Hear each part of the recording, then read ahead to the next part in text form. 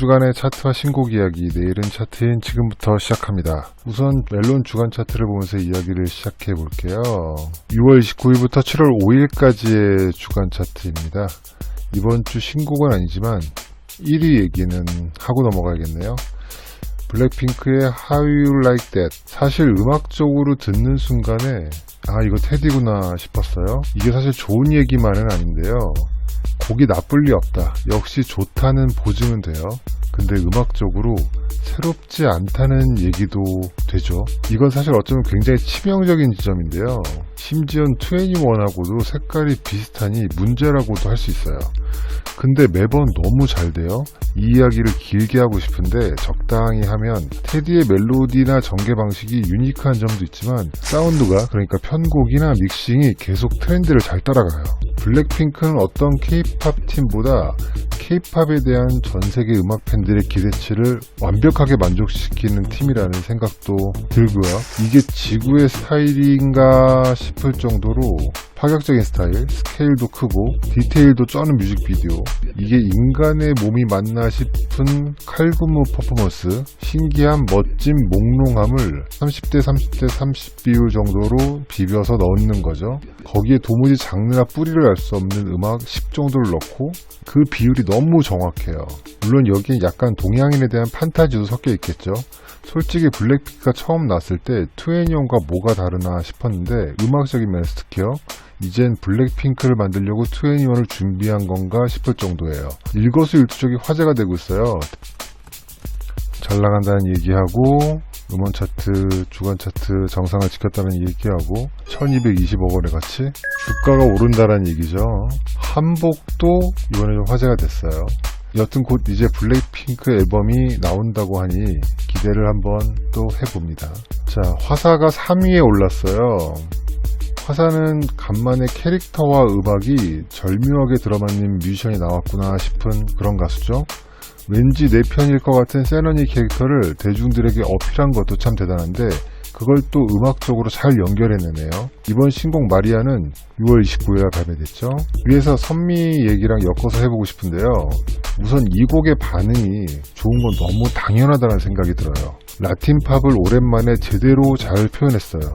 듣자마자 화사의 음색과 딱 붙는다 싶은 그런 장르죠. 전달하는 메시지도 화사의 캐릭터를 느낄 수 있는 그런 내용이에요. 자신을 사랑하라는 내용이죠.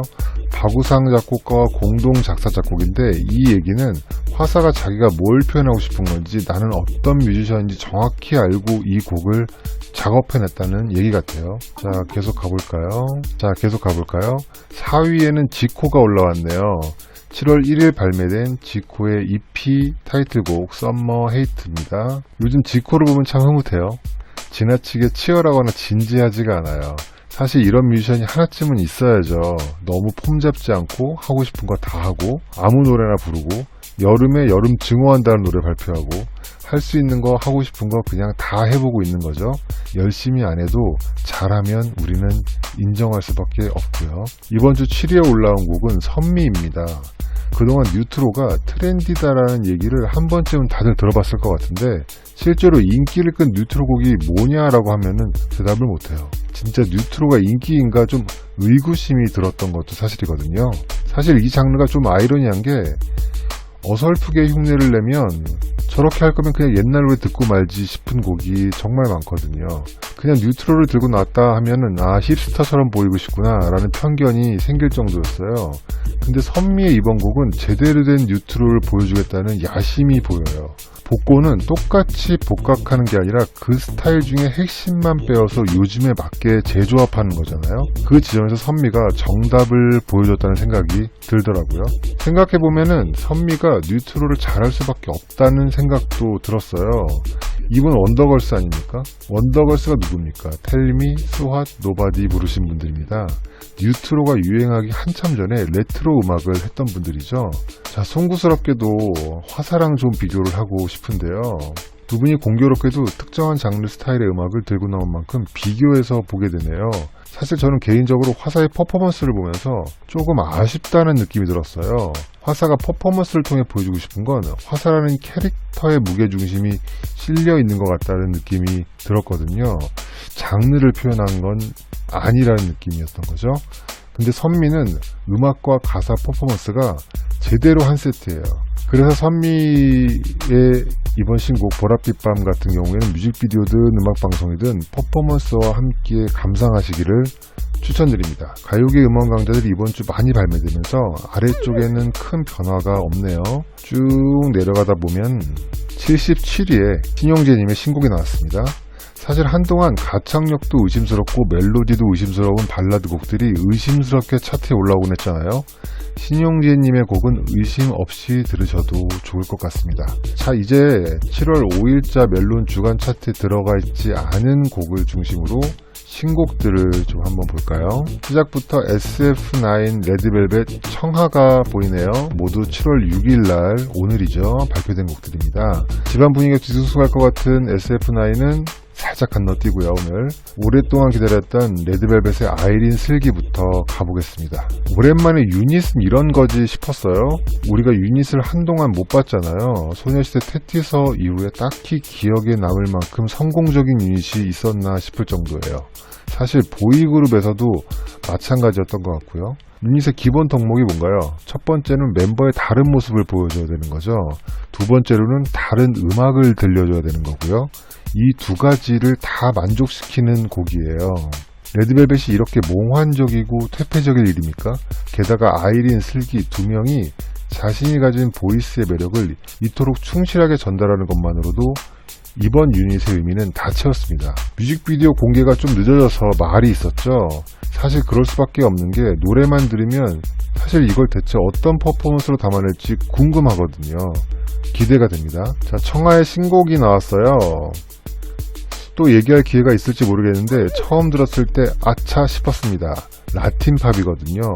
물론 기획 단계와 여러 가지 준비 단계에서 전혀 몰랐을 테지만 잘 만든 라틴 팝 곡 마리아가 일주일 전에 나와버린 건 청하 입장에서도 아차 싶었을 겁니다. 근데 정통 느낌의 라틴 팝은 아니고 또 청하의 스타일이 화사의 스타일과는 전혀 다르니까 차트에서도 기대를 해봅니다. 때 아니게 라틴 팝 장르가 유행처럼 돼버렸어요. 창모의 피처링이 너무 근사해서 창모 랩에 청하 피처링 버전으로 하나 더 만들어줬으면 좋겠다는 생각이 들 정도였습니다. 7월 6일 오늘 선우정아의 신곡도 나왔네요. 너무 귀여운 곡인데요. 최근 유튜브에서 라이브 할 때 공개했던 곡입니다. 그때 라이브를 들으신 분들은 아마 기억하실 것 같아요. 사운드가 참 재미있게 잡혔다 싶은 곡인데요. 사실 소리 자체가 잘된 믹싱이라고 하긴 좀 어려울 것 같긴 한데 소극장 라이브를 현장에서 듣는 것 같은 느낌을 표현하고 싶었던 것 같아요. 선우정아 스타일의 유쾌함이 한동안 조금 그리웠는데 그 갈증을 풀어주는 곡입니다. 가사도 재밌고 무엇보다 노랫말이 참 잘 들려요. 쭉 한번 더 내려가 볼까요? 자, 그루비룸의 신곡도 나왔습니다. 우리는 이런 것도 할 줄 안다 라는 어떤 느낌의 그런 곡입니다. 일렉트로닉 장르의 음악이에요. 쭉 내려가 볼게요. 주영이 부른 요를 붙이는 사이, 이 곡도 7월 3일날 발매됐습니다. 헤이즈가 피처링에 참여한 곡인데요. 가볍고 편안하게 들을 수 있는 팝으로 정말 사랑스러운 곡입니다. 헤이즈가 피처링으로 표기는 됐지만 분량상 그냥 듀엣곡이라고 불러도 괜찮을 정도의 곡이에요. 음색에서 헤이즈가 그냥 이 노래를 자기 노래로 만들어버렸어요.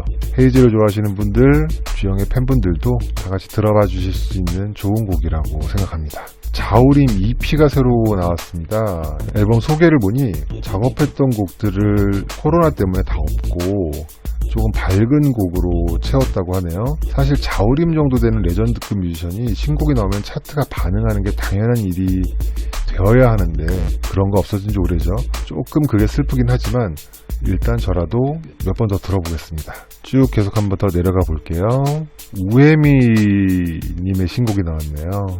유턴에서 돌아와요라는 본인이 직접 쓰고 녹음했던 노래를 친구들이 모여서 마무리해낸 곡입니다.